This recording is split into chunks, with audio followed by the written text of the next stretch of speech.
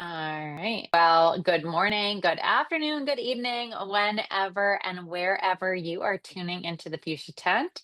I am Kacy Fleming, your host, as always, here with the best guest. And today I have Dr. Rebbecca Hertel, DO. She is amazing and is a board certified osteopathic family medicine physician, certified menopause practitioner, and the founder and CEO of Osteopathic Midlife Health, a telemedicine practice dedicated to midlife and menopause care.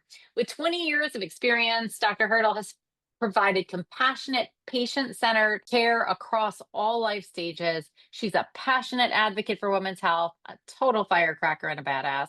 She is dedicated to advancing education and awareness about the unique changes women experience during perimenopause and menopause. She has contributed to research in this field, helping to expand the evidence base for improved care and treatment options. She also, as if that's not enough, serves as an adjunct clinical assistant professor in the Department of Family Medicine, Osteopathic Manipulative Medicine at LECOM, where she teaches medical students and mentors colleagues to enhance care in family medicine. Beyond her clinical work, she delivers menopause education to providers, students, and communities through lectures, panels, and podcasts, which is where we met. We'll get to that in just a second. She also maintains an active presence on pretty much all the social media platforms where she shares valuable insights, resources, and encouragement, and her workouts and her amazing 1 foot stand. She is the founder and host of the YouTube series and podcast, The Founder Series, and she co-hosts and co-owns the podcast, The Dusty Muffins, of which I am a proud honorary member, self-imposed, totally. Welcome, welcome, welcome to the Fuchsia Tent. Thank you so much for being here. Thank you so much for having me, my honorary Dusty Muffin, number 4. What a wonderful introduction. So happy to be here. Thank you so much for inviting me into the tents in Fuchsia. And let's talk about our topic tonight. So Yes. I love to ask my guests what they want to talk about. I don't tell them. I started with kind of themes when I first started the Fuchsia Tent. Was like, okay, this month we're doing this month we're doing that. And I was like, nope, I want the best of the best. And I want them to tell me what they're passionate about. And when I asked you right away, you said perimenopause Yes. decoded. Yes. So Yes. let's get into the conversation. Let's start with the basics. What is perimenopause? And what do you see that really prompted you to want to focus on this space or focus on this topic tonight? Why is perimenopause the thing? Yes, it is. So I'll first go into the definition. Perimenopause is that hormonal transition around menopause. And for those of you that don't know, menopause is that 12 months and 1 day without a period. And of course, that can get a little weird if you're not menstruating without a uterus, ablation, IUD, those types of things. But perimenopause is this like hormonal chaos or this roller coaster that occurs, can last 4 to 8 years, but before you finally get to like your last hurrah. And I tell my women, this is often the hardest part of this menopause transition is peri. It was for me. I'm in late perimenopause, so I'm going now, more than 2, 3 months in between cycles. But for me personally, and one of the reasons I even got into this menopause space was because my perimenopause was atrocious. Every symptom in the book, the brain fog that I really thought I had brain tumors, the emotional roller coaster, the terrible thoughts. So I took that, had to really I did educate myself completely on what in the world is happening, and then took that and now help all of my patients and have my own practice in order to help women. But this is really the stage of life that can really turn women upside down and leave them very hopeless and not really understand, not feel like themselves and not understand what's going on. And there just is not enough education around this perimenopausal transition. Everyone knows menopause. We stop our periods. No one really knows what that meant, but we thought it was a cool thing. But nobody prepared us for perimenopause. Peri is a mean old lady. Yeah, it is the most unfun thing. And it's so interesting. So often when I meet like-minded women in this space, we've had these hellacious transitions, and that is really what lights the fuel. And Yeah. it's so unbelievable to me, having a mom who was comfortable talking about her body and a dad as a doctor and being in healthcare. I had never heard the word perimenopause until I started Oh, going through it. And like you, I am late stage. I'm going on year 7 or 8. Thank you very much. yeah. And just to clarify, you said 428. It sounded like 48 a little bit, and I could see people 40, listening and being it feels like, like "Oh my 48 god." years. It sure does. It might feel like 148 Yes. years. But I think what's so fascinating that I heard you say, and that I really hope our listeners take away, is these dark thoughts. Yes. This complete overnight, for many of us, transformation Yes. where we go to bed as one human and feel like we wake up as another. Or, one day we could literally, like, be Margaret Thatcher, and the next Yes. day we're circling the drain, Yes. and it kind of goes up and down in spurts. So Yes. let's talk a little bit about that roller coaster that is so unfun. What causes that? Why are we so erratic and have such swinging symptoms during this, like, period of chaos? Yes. So this is the thing I spend a lot of time educating women about. I'm just like, Mhm. listen, someone put you on a roller coaster and didn't buckle you in and then sit you on your way and you're hanging on for dear life.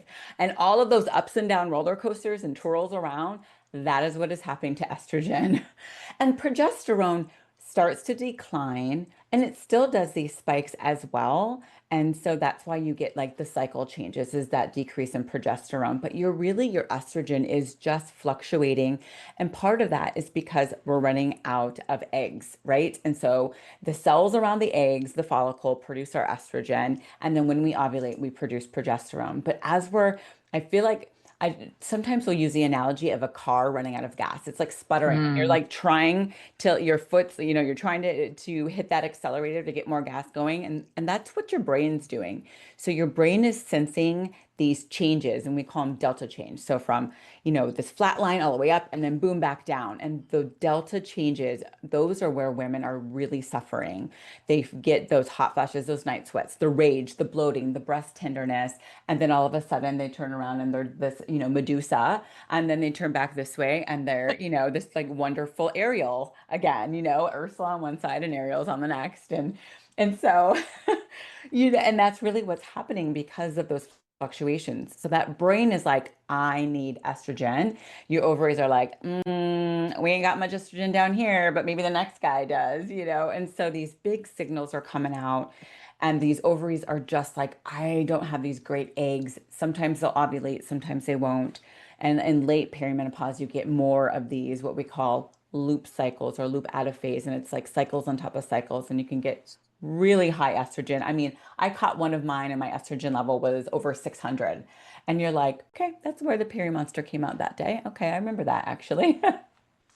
And so that's what's happening. So it's such you really need to take time with women to explain, like, your ovaries and your brain are just like, your brain sensing something isn't there and not right, and your ovaries are trying to help. And it's just this, it's like puberty in reverse, you know? I love it. I love the explanation. I don't love it. I love the explanation. Yeah. I often think about it like yellow jackets and wasps at the end of the summer when they know that they're dying, which is kind of Yes. what your ovaries know. Like, they Yes. know they're done, but Yes. nobody had the good sense to tell them that, knock wood, we're going to live another 50 years. And so Right. there's this Right. fight going on, right? We've outlived them. Yes. Much Yes. like when the summer comes, the bee and the yellow jacket know that they're done, and they get nasty and they Yes. start, trying to get all the sugar and trying to get all the things. And it's like, Yes. I think of perimenopause like that endless battle Yes. between our brain and our ovaries, Yes. trying to ensure Yeah. that we can sustain this process that's Yes. happened for, the last 20, Yes. 30 years. So I think that's so helpful. And I really wish I've been reflecting on this a lot lately. I wish we could call it hormone depletion syndrome instead of calling it Yes. menopause, because I think when we set it up as a life stage, which it is, Yes. We set people up for this like yogic mental journey, which Yes. is part of the transition, right? That's part of It it. is. But it's also hormone depletion that's Yes. causing all of these things. And I don't feel like some of these symptoms are taken as seriously because it's They're not. menopause, it's a life That's stage right. and not a This is what syndrome. you're supposed to go through. Well, here's the deal. We are long outliving our reproductive cycles. We are living 30, 40 years, if we're lucky enough, past our reproductive stages. And that's not what we used to do. So, evolutionary wise, we're just like, listen, we're over here and we're doing really awesome things at 60, 70, 80. And our ovaries are like, but without me. But we need our, without me. And none of us want to have our periods until like we're 80, 90. I Oh, mean, heavens, honestly, I'd like to no. be done with that. So, right, just like when your thyroid doesn't work, right? 30% of women have thyroid dysfunction at the very least. So I think of it that way and people that understand thyroid, because I feel like we as women, most of us understand thyroid. And so when our thyroid stops working, our brain signals, I need more thyroid hormone. The thyroid's like, Right. ain't got none.